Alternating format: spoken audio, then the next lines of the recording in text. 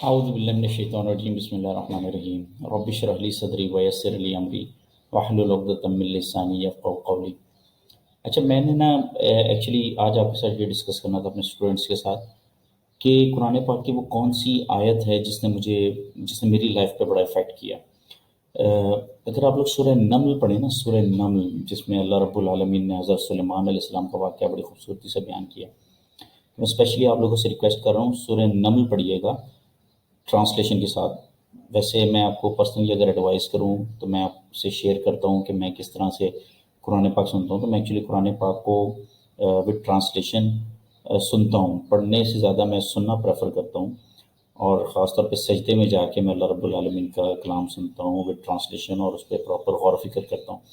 تو میں آپ لوگوں سے بھی یہی ریکویسٹ کروں گا کہ آپ پراپر اس کو ٹائم دیں۔ جیسے دیکھیں ہر چیز کو کرنے کا ایک پراپر طریقہ کار ہوتا ہے، تو آپ اس کو پراپرلی پرفارم کریں غور و فکر کے ساتھ۔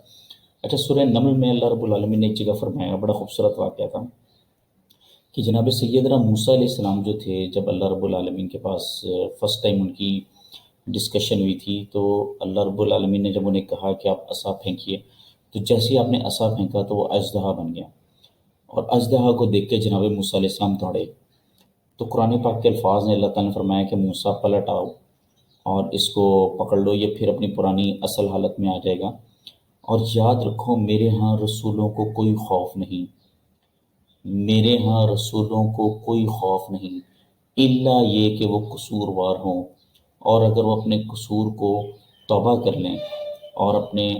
اعمال کو اچھے اعمال سے بدل لیں تو اللہ کو بہت غفور و رحیم پائیں گے۔ تو میں نے پرسنلی اس آیت پہ بڑا غور کیا، اور میں نے سوچا کہ اللہ رب العالمین جب رسولوں کے ساتھ یہ معاملہ کر رہے ہیں، دیکھیں نا انبیاء کی جو ذات ہے پاک ہے، وہ تو ہم انسانوں میں سب سے افضل ہے نا، اور اللہ رب العالمین نے ان پہ وحی نازل کی، اللہ تعالیٰ نے ان کو اپنے لیے چن لیا۔ تو جب اللہ تعالیٰ ان کے ساتھ یہ فرما رہا ہے کہ میرے ہاں رسولوں کو کوئی خوف نہیں، الا یہ کہ وہ بھی قصور کریں، قصور کا مطلب اللہ کی نافرمانی کریں، لیکن اگر وہ توبہ کر لیں تو اللہ رب العالمین کو بہت زیادہ غفور و رحیم پائیں گے۔ اسی کانٹیکس میں مجھے یاد آتی ہے سورہ صافات کی وہ آیت جس میں اللہ تعالیٰ نے فرمایا کہ یاد کرو یونس کو جو رسولوں میں سے تھا، اور جب وہ اترا کے چلا اور پھر وہ قرآن اندازی میں مات کھائی اور مچھلی کے پیٹ میں چلا گیا، تو اگر وہ ہماری تسبیح نہ کرتا اور ہمیں نہ پکارتا لا الہ الا انت سبحانک انی کنت من الظالمین، تو وہ مچھلی کے پیٹ میں قیامت تک پڑا رہتا، ہمیں اس کی پرواہ نہیں تھی، مگر پھر ہم نے اس پر فضل کیا اور اس کو بڑی سکین حالت میں ہم نے مچھلی کے پیٹ سے نکالا، پھر اس کو ایک ایسی قوم کی طرف بھیجا اور 1 لاکھ سے زیادہ کے لوگ اس پر ایمان لے آئے۔ تو چونکہ انہوں نے اللہ رب العالمین کی تسبیح کی، توبہ کی، اللہ رب العالمین کو پکارا، تو اللہ رب العالمین نے ان کو بے تحاشا اجر دیا۔ پہلے ایک شخص بھی ایمان نہیں لا رہا تھا، اب 1 لاکھ سے زیادہ کے لوگ ایمان لیں۔ خیر، ایک تو یہ کانٹیکس تھا جو میں نے آپ سے شیئر کرنا تھا، جس نے میری لائف چینج کی، مجھے قرآن پاک پہ غور و فکر کرنے کا، سوچنے پہ مجبور کیا۔ دوسری سورہ نمل ہی کی ایک آیت ہے جس میں اللہ تعالیٰ فرماتے ہیں کہ اللہ تعالیٰ جہنمیوں سے پوچھیں گے تو تم جہنم میں کیوں ہو؟ کیا تم نے اپنی دنیاوی زندگی میں میری آیات کا علمی احاطہ نہیں کیا تھا؟ اگر نہیں کیا تھا تو تم ساری عمر کرتے کیا رہے تھے؟ اسٹوڈنٹس میری بات یاد رکھیے گا، آپ کی لائف کا سب سے امپورٹنٹ مقصد قرآن پاک کی آیات کا علمی احاطہ کرنا ہے۔ علمی احاطہ کرنے کا کیا مطلب ہے؟ آپ قرآن پاک کی آیت پہ غور و فکر کریں۔ دیکھیں آپ سارے ماشاءاللہ میرے یونیورسٹی اسٹوڈنٹس سارے ریسرچ کو جانتے ہیں، کوانٹیٹیو کوالٹیٹیو ریسرچ کو جانتے ہیں۔ آپ کو پتہ ہے کہ جو آپ کی ریسرچ اسٹڈیز ہوتی ہیں یہ ریلائبل ہوتی ہیں، ویلڈ ہوتی ہیں، ایکوریٹ ہوتی ہیں، کریکٹ ہوتی ہیں۔ تو آپ نے، خیر اس پہ میں انشاءاللہ آپ کو ڈیٹیل سے لیکچر دوں گا کہ جو hall marks of scientific investigation سے وہ کیا ہے،